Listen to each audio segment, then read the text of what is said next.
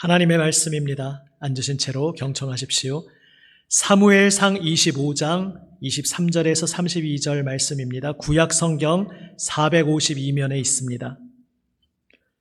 구약 성경 452면 사무엘상 25장 23절에서 32절 말씀입니다. 오늘은 말씀을 한번 교독합니다. 제가 한 절, 여러분이 한 절 번갈아 읽고 마지막 절은 함께 읽습니다. 제가 먼저 25장 23절을 읽습니다. 아비가일이 다윗을 보고 급히 나귀에서 내려 다윗 앞에 엎드려 그의 얼굴을 땅에 대니라.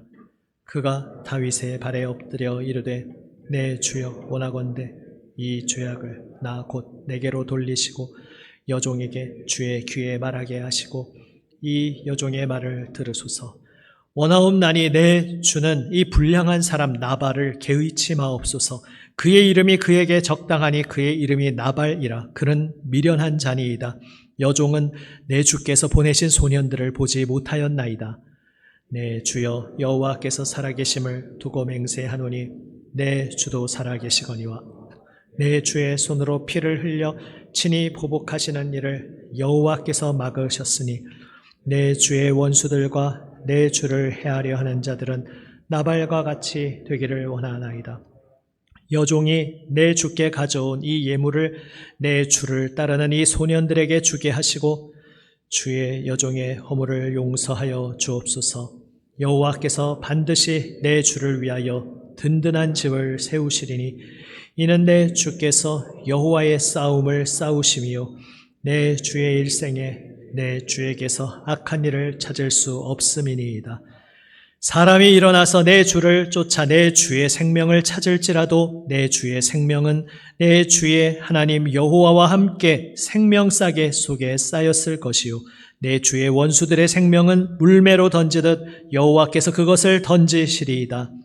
여호와께서 내 주에 대하여 하신 말씀대로 모든 선을 내 주에게 행하사 내 주를 이스라엘의 지도자로 세우실 때에 내 주께서 무죄한 피를 흘리셨다든지 내 주께서 친히 보복하셨다든지 함으로 말미암아 슬퍼하실 것도 없고 내 주의 마음에 걸리는 것도 없으시리니 다만 여호와께서 내 주를 후대하실 때에 원하건대 내 주의 여종을 생각하소서 하니라.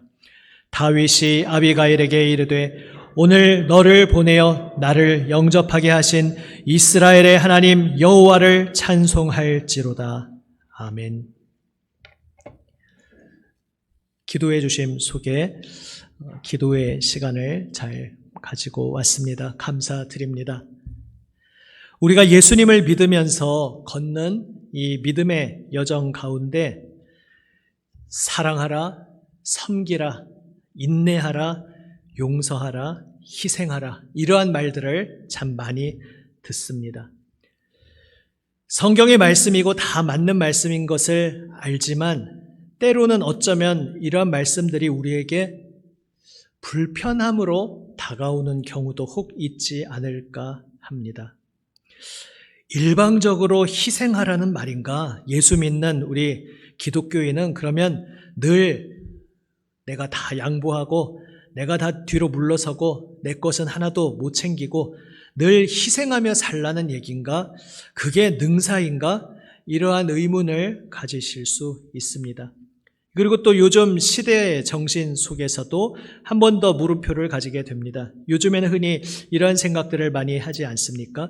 희생이 참 좋지만 그 희생 자체도 이렇게 표현할 수 있다면 이기적일 수 있다는 것이죠. 그러니까 내가 누구를 위해서 내가 희생을 했습니다. 그러면은 내 희생 덕분에 뭐 살아났든지 뭐 혜택을 입은 그 사람이 마음이 좋겠냐는 거죠. 저 사람의 희생 때문에 내가 이걸 누리게 되었구나 하고 아유 내가 정말 좋습니다. 꼭 마냥 이럴 수 없다는 것입니다. 그렇기 때문에 일방적으로 희생하는 것이 과연 좋은가 이런 물음표를 던지는 그러한 시대를 우리가 살고 있습니다. 그리고 그것이 또 일면 일리가 있습니다. 예전에는 희생의 미덕이 강조되었지만 정말로 희생의 의미, 그 근원이 어디에서 나왔는지 우리가 자칫 놓치고 그냥 그 희생의 물결을 타고 가다 보니까 정말 희생한다고 희생을 했는데 내 희생으로 덕을 본 사람이 결코 마음이 편치 않은 그러한 일들이 일어날 수 있습니다. 그리고 나의 희생으로 인해서 덕을 받은 사람이 내가 언제 나를 위해 희생해 달라고 했냐, 나를 위해 일방적으로 자기 마음대로 희생해 놓고선, 이거는 부모 자식의 관계일 수도 있고 여러 가지 다양한 관계에서 나타날 수 있는 모습입니다. 당신 마음대로 희생한 것 아니냐, 그래 놓고 나에게 내가 희생했으니 너는 마땅히 이렇게 하라, 이렇게 또 압박을 주는 게 옳은 일이냐, 이러한 문제 제기를 하기도 합니다. 시대 정신이 그렇기도 하고 또 일면 일리가 있을 수도 있습니다. 희생한 사람도 그러한 본심이 없었음에도 불구하고 어느새 자신도 모르게 내가 그래도 너를 위해 이만큼 희생했는데, 내가 이만큼 했는데 라고 하면서 자기도 모르게 무언가 상대방을 무언의 압박으로 대할 수도 있습니다. 또 섬기라, 사랑하라, 인내하라, 용서하라, 희생하라, 이러한 말들을 귀에 못이 박히도록 듣다 보니까 이것이 어느새 우리에게 그냥 무뎌진 이야기로 다가올 수 있습니다. 마치 우리가 어떤 냄새가 나는 곳에 갔을 때 처음에는 그 좋은 냄새든 나쁜 냄새든 그 냄새가 확 나지만 계속 그곳에 머물러 있으면 우리 코의 감각기관이 그렇게 되어 있어서 이제 무뎌지지 않습니까? 더 이상 그 냄새를 느끼지 못하게 됩니다. 그러다가 물론 다른 곳으로 갔다가 다시 돌아오면 또 그 냄새가 납니다.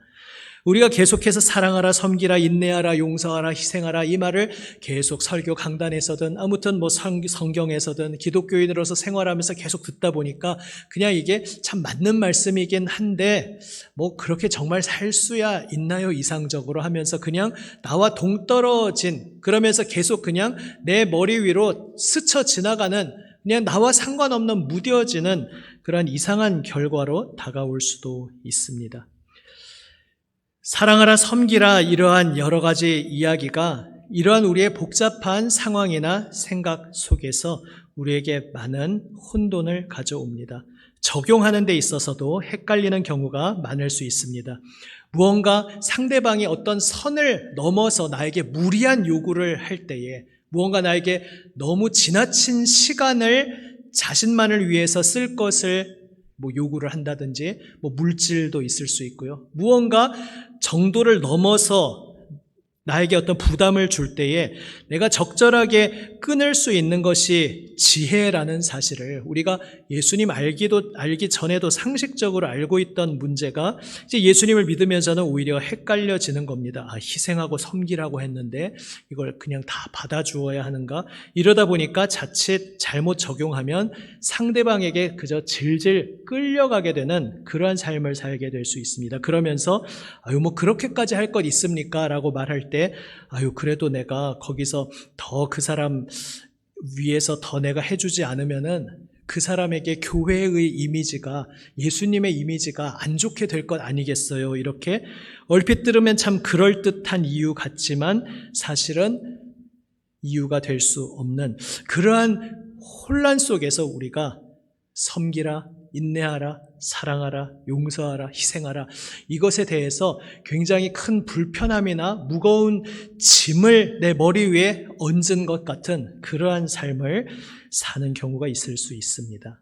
그러한 가운데 오늘 본문 다윗의 이야기가 우리에게 한 가지 실마리를 제공해 줍니다.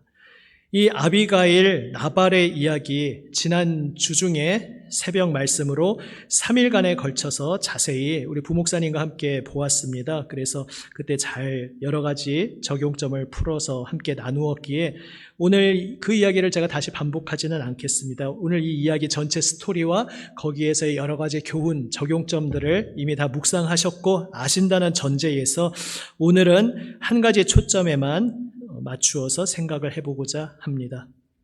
아비가일이 나와서 오늘 본문에서 다윗을 설득합니다. 지금 분노로 나발의 모든 일가를 몰살시키리라. 내가 정말 그에게 선하게만 대했는데 나를 모욕하고 나에게 이렇게 망신을 준 그 자를 내가 칼로 갚아주리라, 이렇게 이를 갈면서 나아가고 있었습니다. 평소 다윗의 모습과는 사뭇 다른 모습이었습니다. 그런데 그 자기 남편 나발이 그렇게 다윗에게 무례하게 행했다는 것을 뒤늦게 알게 된 아내 아비가일이 급히 부랴부랴 여러 가지 선물할 것을 준비해서 지금 다윗이 내려오던 그 앞길을 막아 서서 다윗을 설득하고 있는 장면입니다.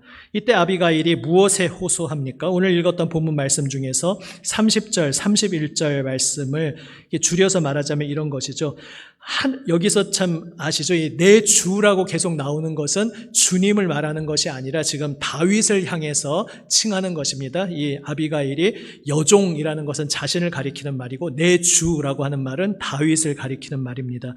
다윗을 여호와 하나님께서 언젠가 이스라엘의 지도자로 세우실 것을 아비가일은 믿어 의심치 않고 있습니다. 하나님께서 그렇게 행하실 것을 그는 믿음으로 고백하고 있습니다. 문제는 그렇게 이스라엘의 왕으로 지도자로 다윗이 세움 받았을 때에 다윗이 지금 고난의 여정을 걷는 중에 무언가 후회할 일을 하나라도 남겨놓으면은 나중에 왕이 되셨을 때 마음이 참 그렇지 않으시겠습니까? 여기에 호소를 하고 있습니다.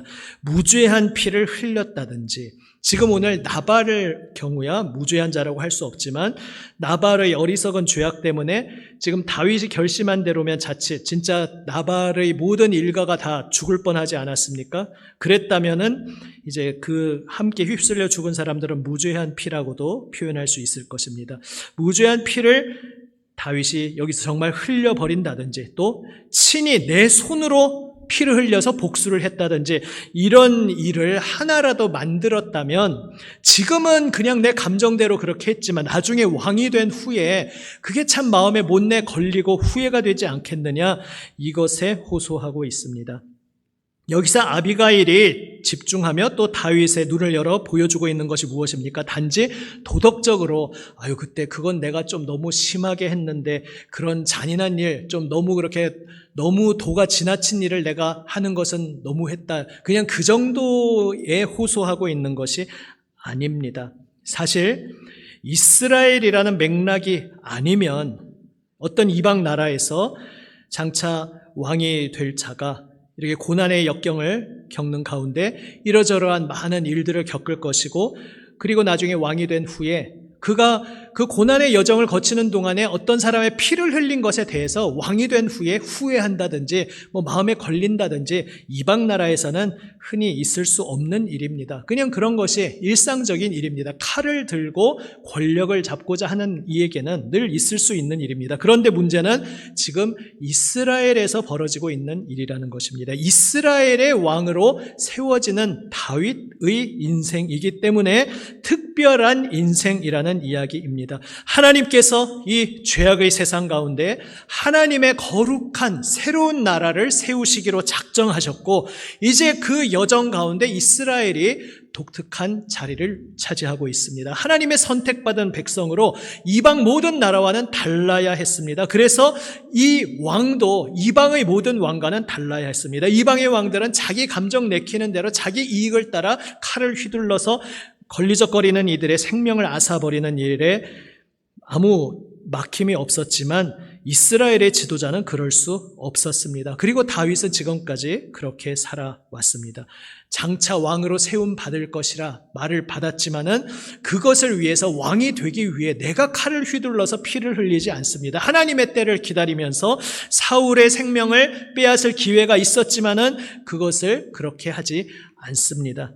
사울에게만 그렇게 한 것이 아니었습니다. 앞선 본문 가운데 그일라 지역의 사람들과의 일에서도 그들이 어려울 때 도우러 갔는데, 그래서 그들을 어려움에서 건져주고 그들과 함께 생활하고 있는데 사울이 또 다윗을 잡으려고 추적해 오고 있는 것이죠. 그때 다윗이 갑자기 궁금해서 하나님께 물어봅니다. 하나님, 이 그일라 사람들이 혹시 제 뒤통수를 치고 저를 사울에게 팔아 넘길까요? 하나님께 질문했더니 하나님이 그럴 것이다 대답을 해주셔서, 그때 다윗이 보통 세상 사람들 같으면 어떻게 하겠습니까? 그 괘씸한 그일라 사람들을 몰살시킨다든지 적어도 일벌백계로 지도자 몇 명이라도 본보기로 처형하고 떠나지 않겠습니까? 그러나 다윗은 그저 묵묵히 그 자리를 떠납니다. 그가 사울에게 뿐만 아니라 늘 일관되게 내 손으로 친히 복수하지 않는 길을 걸어왔습니다. 그런데 지금 여기서 나발과의 관계에서는 그만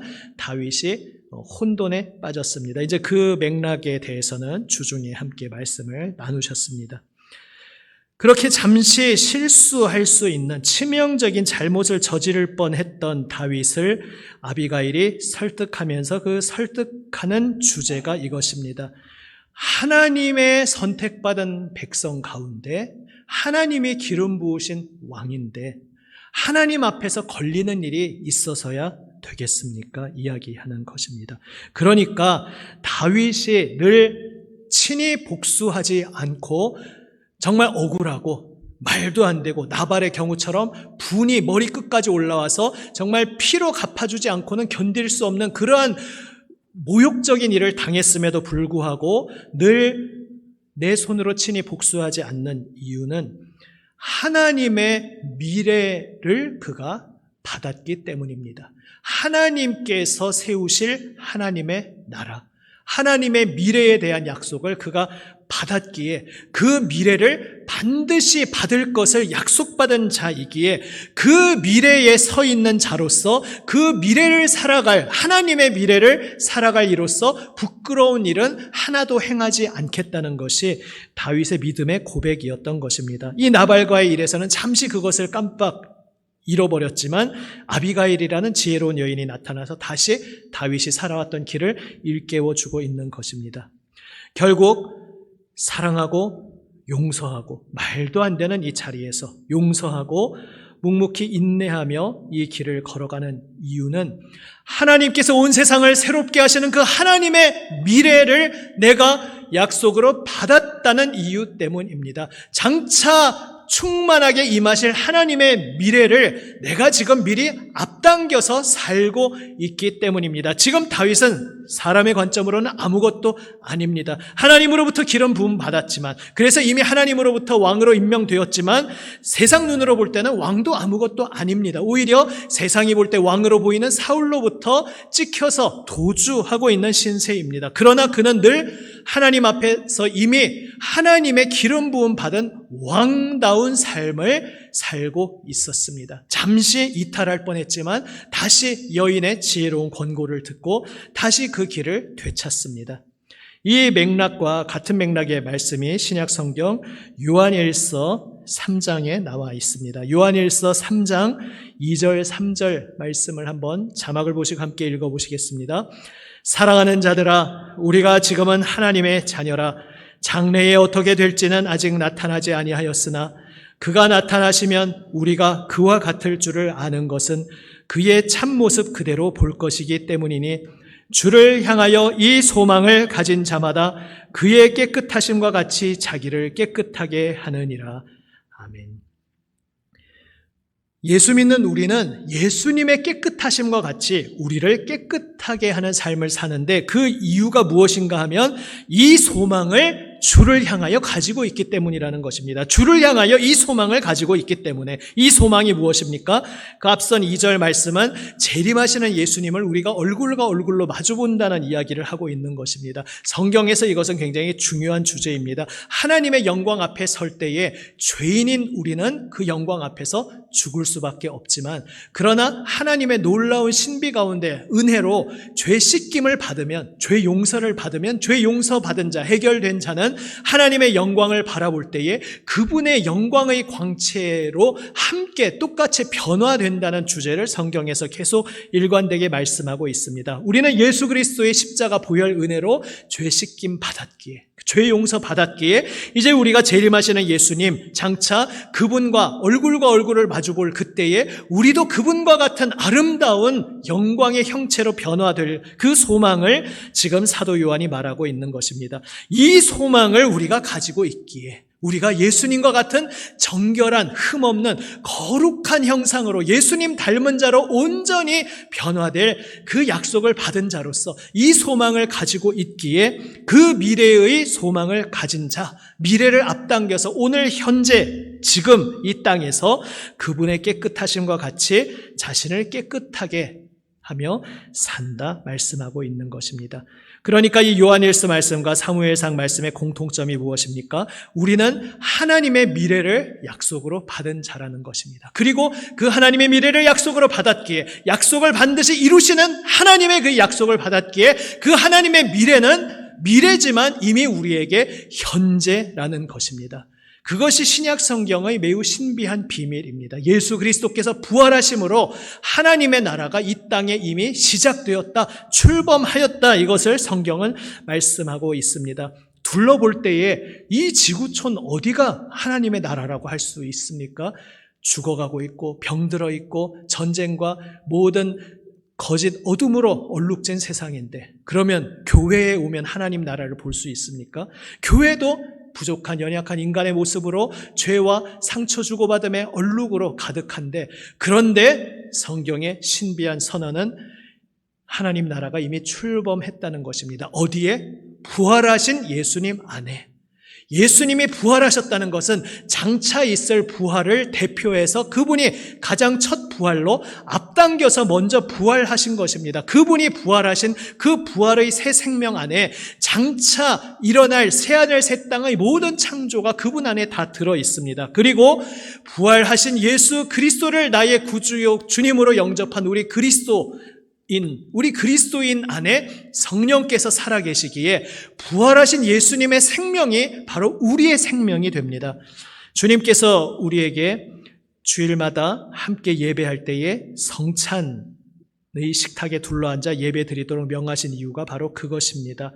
우리가 떡을 떼고 잔을 나누면서 예수님의 몸을 제가 먹습니다. 예수님의 피를 제가 마십니다. 우리가 함께 그 몸에 참여하고 함께 그 보혈에 참여한다 고백하고 있는 것이 바로 부활하신 예수님 생명에 우리가 지금 동참하고 있다는 것을 다시 한번 선언하고 기억하고 고백하고 있는 것입니다.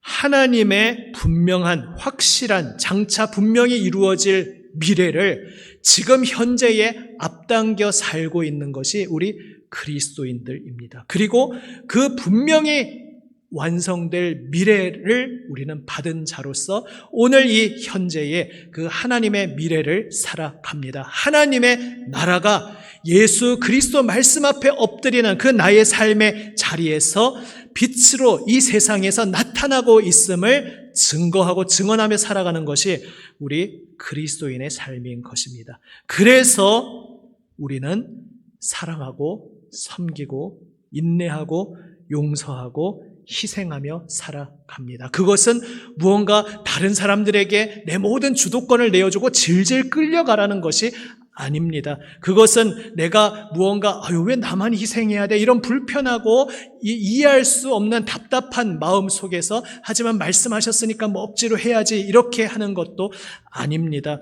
사랑하라 섬기라고 했으니까 평생 누군가를 위해서 희생했는데 그 결과 남은 것이 내 속에 골마 터진 그 병든 마음밖에 없는 그런 삶을 살라는 것이 아닙니다. 오히려 당당하게 가슴을 펴고 우리를 위하여 부활 승리하신 예수 그리스도 그 부활의 생명이 이미 성령 안에서 내 속에 살아계심을 믿고, 그래서 내 힘으로 사랑할 수 없지만, 내 힘으로 용서할 수 없지만, 내 힘으로 인내하고 희생할 수 없지만 내 안에 그리스도께서 나를 위해 죽으시고 온 세상을 위하여 희생하고 죽으시고 이제 그 사랑으로 부활 승리하신 예수 그리스도께서 성령의 생명의 능력으로 나와 함께하고 계심을 고백하는 것이 바로 우리의 사랑의 삶인 것입니다. 그래서 그리스도인이 사랑하고 섬기고 인내하고 용서하고 희생하며 살아가는 이유는 억지로 꾹 참고 하나님이 그것을 기뻐하시니까 잘 안 되지만 한번 되는 데까지 해보라는 그러한 말씀이 아니라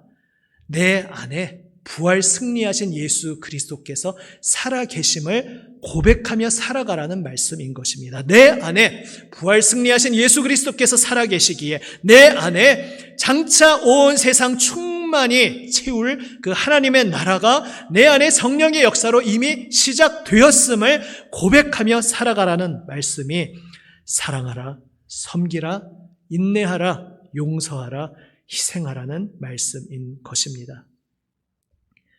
아닌 것 아니라 할 때가 필요할 때가 있습니다.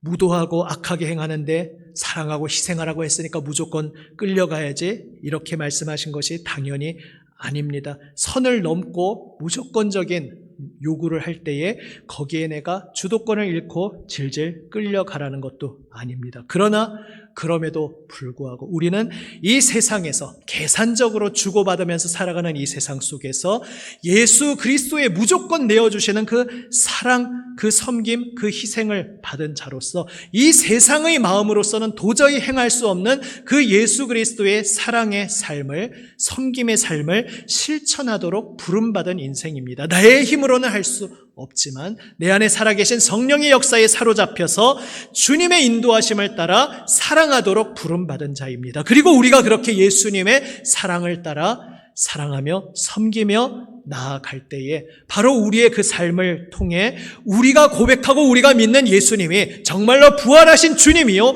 이 세상을 다스리고 계시는 분이요, 장차 이 세상을 충만하게 완성하실 분이라는 것을 우리의 삶으로 우리는 증거하는 것입니다.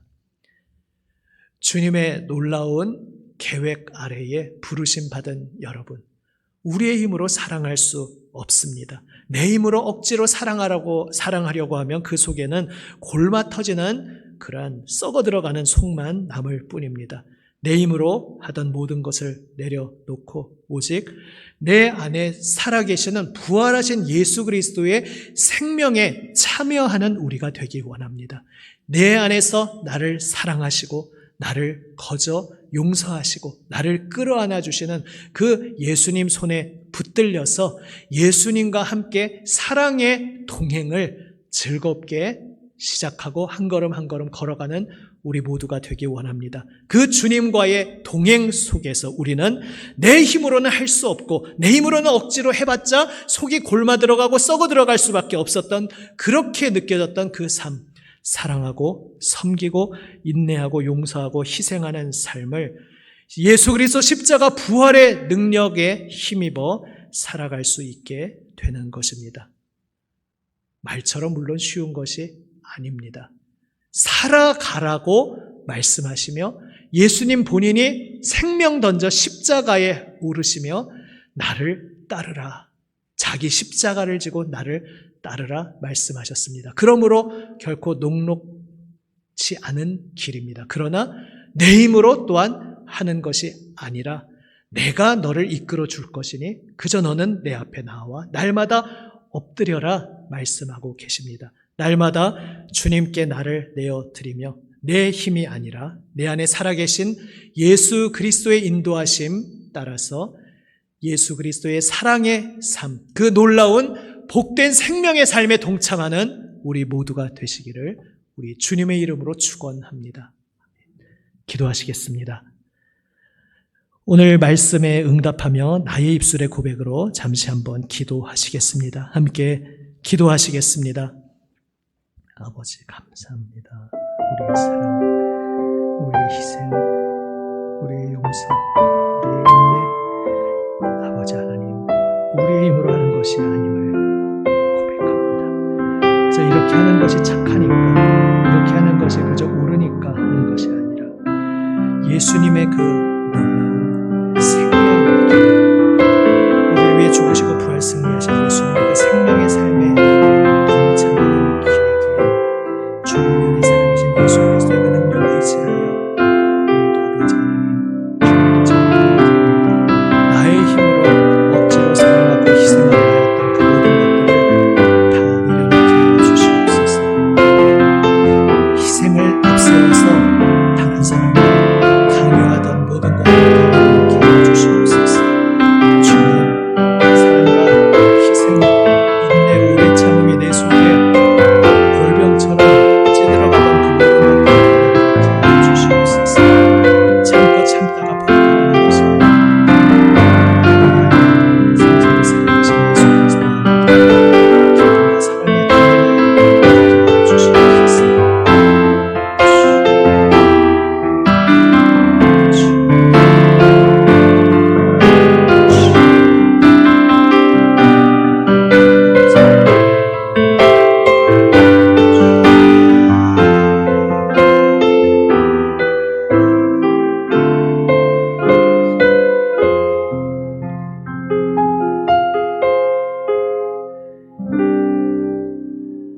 아버지 하나님 감사합니다.